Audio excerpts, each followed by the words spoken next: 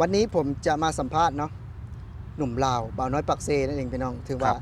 สิมาถามเพิ่นว่าถ้าหากว่านายจ้างจีนนี่จ้างเงินอยู่บ้านนะคือเพื่อนบ่ยอดผู้หนึ่งเนาะ10 ล้านกีบ ครับ เพิ่นสิกลับบ่แต่คนอื่นก็ได้ขอกลับสวัสดีครับบ่าวน้อยครับ สบายดีครับผม คือจังมื้อวานนี่เนาะก็มีเพื่อนบ่ยอดนะที่มีญาติเพิ่นโทรมาว่า อยากให้กลับบ้านไปทำงานนะครับ ผม เขาให้9 ล้านกีบเนาะ9 ล้านกีบก็อยู่ที่ประมาณ 15,000 ต่อเดือนบ่ ต่อเดือน ครับ และอยากถามในมุมมองของบ่าวน้อยนะถ้าหากว่าเขาให้เพิ่มอีกเป็น10 ล้านนี่บ่าวน้อยนี่สิกลับไปทำงานอยู่บ้านบ่หรือสิกลับ หรือว่าจะทำงานในประเทศไทยคือเก่า คันให้10 ล้านกลับ 10 ล้านกีบนะ 10 ล้านกีบกลับ ทำงานกับนายจ้างจีนนะครับ ผม เอาเป็นหยังคือสิกลับซะ แต่ว่าบ่น้อยต้องมีข้อแม่งานมันต้องสมกับเงินบ่แม่นว่าให้10 ล้านสิให้บ่น้อยไปเฮ็ดไปขุดบ่อแห่บ่อทรายสิให้บ่น้อยไประเบิดภูเขาไประเบิดหิน คือเขาเจ้าเฮ็ดซุมื้อนี้บ่น้อยก็บ่เอา อ๋อ แต่ว่างานถ้าว่ามันให้10 ล้านงานนี่มันต้องเฮ็ดแบบเฮาเฮ็ดอยู่ประเทศไทยนี่บ่ได้เอา เป็นเชฟบอแบบนี้บ่ เป็นเชฟบ่เป็นเด็กเสิร์ฟบ่แล้วก็เป็นขายเสื้อผ้า คือเฮาเฮ็ดอยู่ไทยนี่นะ อ๋อ เอาแบบนั้นถามว่าสิให้บ่น้อยไประเบิดภูเขาไปตัดกล้วย หรือว่าไปเฮ็ดอิหยังขุดบ่อแหล่บ่อค่ำบ่น้อยบ่เอาแบบนั้น อ๋อคืองานแบบนั้นมันหนักบ่บ่ มัน น้อย เกินกำลังเฮา มันเกินกำลังบ่ มัน น้อย เกินกำลังเฮาแม่น แต่ว่ามาอยู่ไทยนี่เดือนละประมาณ 7-8 ล้านนี่ถือว่าสบายแม่นบ่ งาน บ่น้อย งานโอเค อ๋อง านโอเคมันเหมาะสมกับค่าแร คือง ตื่นมาก็เข้างานก็ ครับ ขายเสื้อผ้าสมมุติว่าเนาะ ครับผม ก็ได้แล้ว7-8 ล้านเนาะ ครับ บ่จำเป็นต้องไปเป็นหยังก็บ่น้อยว่านะไประเบิดภูเขา ครับ เนาะ ผม หรือว่าไปผสมปูน แล้ววันนี้ เดี๋ยว หันประเด็นที่สองเนาะบ่น้อยชิดเป็นหยังบ่น้อยถึงตัดสินใจแบบบ่คิดว่าเลือกที่จะกลับจะเมื่อเพราะว่าแน่นอนอยู่แล้วครับ ทุกคนถ้าผู้ใดนะครับมีค่าแรงหรือว่ามีเงินเดือนที่มันตอบโจทย์ แล้วก็อยู่บ้านเจ้าของแน่นอนอยู่แล้วไผก็อยากอยู่บ้านเจ้าของเนาะเห็นบ่อย่างเช่นคนไทยซุมื้อนี่ถามว่าเขาไปเฮ็ดงานประเทศอื่นเขาก็ไปนะเกาหลีอิสราเอลเขาก็ไปถ้าว่าให้งานค่าแรงอยู่อิสราเอล มีอยู่ในไทยหลายซ้ำอยู่อิสราเอลมีอยู่ในไทยหลายซ้ำเกาหลีนี่เขาก็อยากอยู่บ้านเจ้าของนั่นแหละนะครับบ่น้อยคือคนหนึ่งที่อยากอยู่บ้านเจ้าของแต่ว่าเป็นหยังถึงดินรถมาประเทศไทยถึงมาอยู่เมืองไทยถึงมาหาเงินอยู่ประเทศไทยเพราะว่ามันบ่มีเงินเดือนที่จะตอบโจทย์เฮาแบบคนไทยให้เฮานะครับ คือจังแบบว่าอยู่ในประเทศไทยนี่หนึ่งเลยเงินเดือนเนาะ ครับ กระสมแห้งที่เฮาเฮ็ดแม่นบ่ ครับผม ถ้าหากว่าคืออยู่ลาวนี่บ่น้อยว่าถ้าหากว่าเฮ็ดงานปกติคือเฮ็ดอยู่ไทยนี่บ่ยอดก็บ่น้อยก็เฮ็ดถ้าหากว่าแบบว่างานแบบเดียวกันเนาะได้รายได้แบบเดียวกันแม่นบ่ว่าแต่นี่ถ้าหากให้บ่น้อยกลับไปนี่ไปอยู่ในเทิงภูเขาแล้วก็ไประเบิดหินแล้วบ่น้อยก็ได้ อันนั้น เปลี่ยน บ่เอา บ่เอาเนาะ เพราะว่างานเสี่ยงชีวิตเกินไปเสี่ยงชีวิตเกินไปเสี่ยงตุยเกินไปนะถามว่าอยู่ประเทศไทยนี่อยากเสี่ยงชีวิตอยากอะไรค่าแรงรายบ่มีเด้งานปีนตึกเสร็จกระจกน่ะ อ๋อ โอ้สิว่ายัง10 ล้านวันละพันผมก็ได้วันละพันวันละพันหา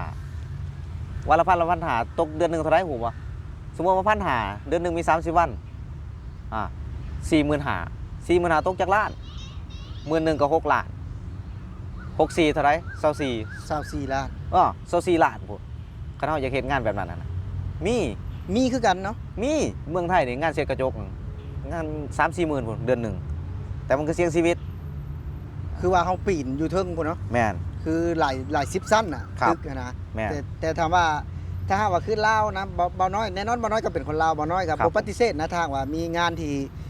ดีๆเนาะแบบคือประเทศไทยที่งานแบบว่า ครับ ขายเสื้อผ้าบ่ร้านอาหารบ่ ครับผม แล้วได้8-9 ล้าน10 ล้านแบบนี้ ครับ ยอมกลับเนาะบ่น้อยเนาะ ครับ เฮาก็อยู่บ้านเฮาอยู่แล้วอะนะ แม่น แต่ถ้าหากว่า บ่มีไผบ่อยากอยู่บ้านเจ้าของหรอกอยากอยู่ แต่ถ้าหากว่า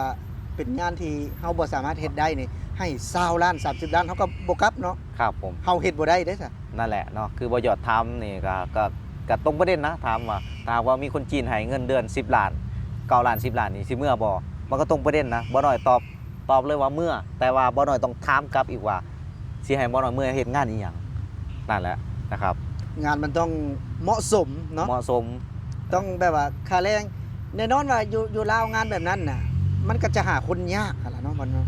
คืออยู่บ้านเฮานี่คนที่เขาได้เงินหลายๆนี่ได้เงินเดือนแพงๆนี่ส่วนหลายนี่บ่น้อยเห็นไปขุดบ่อแลบ่อค่ำหรือว่าไประเบิดหินอยู่ภูเขาน่ะมีเออมันมีแบบนั้นน่ะแล้วว่าค่าแรงนี่ก็หลายแต่ส่วนหลายนี่จะถูกโกงเด้อหลาย อ๋อ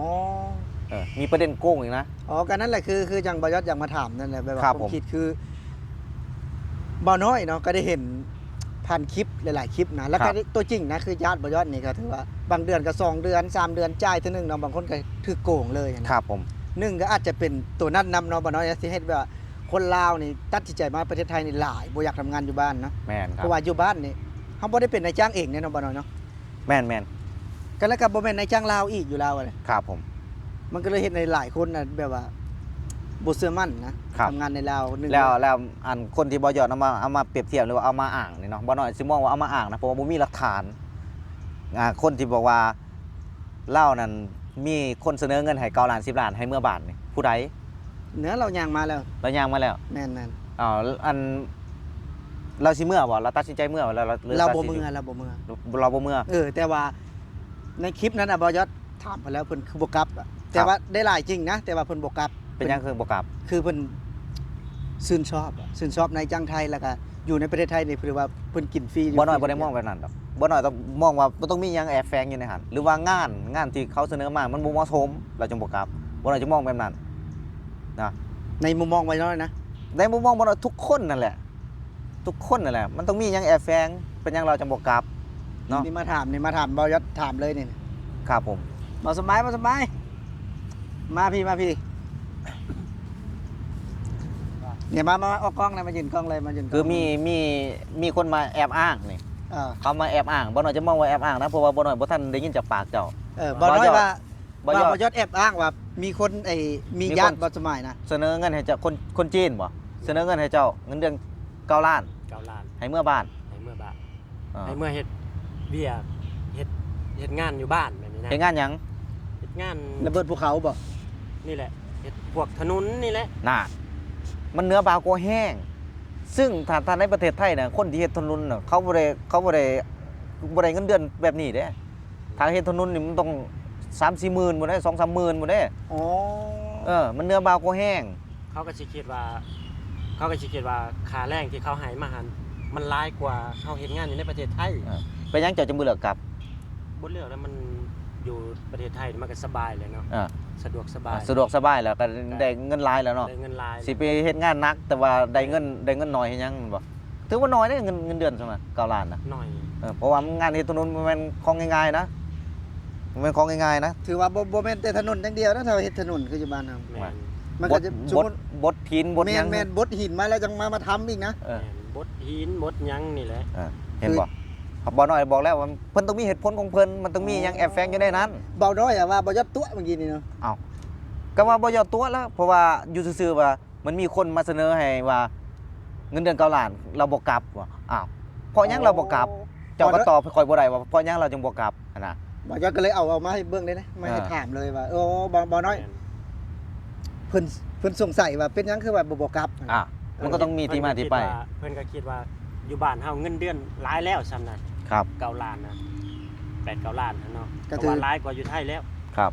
ถือว่าแบบว่าเบิ่งมองคนลาวนี่แบบว่าอย่าเอาเงินฟาดหัวเลยนะ อืม บ่ยอดคิดว่าเนาะคนจีนนี่เป็นหยังก็อีกส่วนหนึ่งก็คือเรื่องเงินเดือนบ่จ่ายเงินนะที่แบบว่าคนลาวเฮาแบบว่าบ่มั่นใจแล้ว แม่นคือมัน แล้วเขาก็ประท้วงบ่ได้แบบว่าบ่คือไทยเด้เฮาบ่ได้เงินเดือนแม่นบ่สมมุติว่าคือเฮาทำงานไทยนี่เฮาก็ยังแบบว่าไปแจ้งเจ้าหน้าที่ได้อะ ขนาดประเทศไทยยังยากเวลามันโกงเห็นบ่อย่างเช่นวังตึกสตงถล่มเห็นบ่ คนจีนอีกบ่นะ ในจางจีนโกงค่าแรงเขานะเขายังประท้วงยากเลย อันนี้ก็จีนคือกันบ่เนี่ย ก็ในจางจีนหับเมาในการเหตุ น่ะเห็นบ่ เห็นบ่ คันว่า มันยัง เอา โกง เอา สนั่นหวันไหวอยู่ ภาษาซ้ำเฮาซื่อ เออ ๆคันเมื่อเฮ็ดอยู่บ้าน มันยังสิโกงคักเลยคันเนี่ย นั่นแหละ นั่นแหละพี่น้องเนาะก็เป็นคลิปนี้ก็ถือว่าเป็นส่องความคิดเนาะ ครับผม เรื่องราวนี้เกิดขึ้นก็คือเป็นเรื่องราวก็คือของเบาสมหมายเนาะแต่ว่า ครับ บ่ยอดยังมาถามความรู้สึกของเบาน้อยนะครับ เพิ่นว่ากลับอยู่ถ้าหากว่ามีคนเสนอมาเงิน10 ล้านนะแต่ว่างานที่เหมาะสม อืม ถ้าว่างานที่แบบว่าให้เพิ่นไประเบิดภูเขาเนาะไป ไปอยู่ทั้งผู้พี่น้องขับรถไปอย่างเพิ่นก็บ่เอาเนาะจะแบบว่างานเสี่ยง ครับ ๆอยู่ไทยก็มีเพิ่นว่าเนาะงานเสร็จกระจกก็ได้เป็นมื้อละ1,000 บาทเนาะ โอ้ เดือนละ 1,500หมดแล้ว แม่นเดือนละแบบว่า 3-4 หมื่นก็มีแต่ว่าเพิ่นบ่เลือกเฮ็ดพี่น้อง ครับ ถ้าหากว่าถ้าเฮ็ดก็คืองานที่เหมาะสม บ่ เนาะ แม่นบ่เลือกเฮ็ดความสามารถทั้งบ่ฮอด แม่นๆๆเอา ครับผม ขอบคุณเนาะทางเบาสมหมายแล้วก็เบาน้อยเนาะสวัสดีครับ ครับผม สวัสดีครับ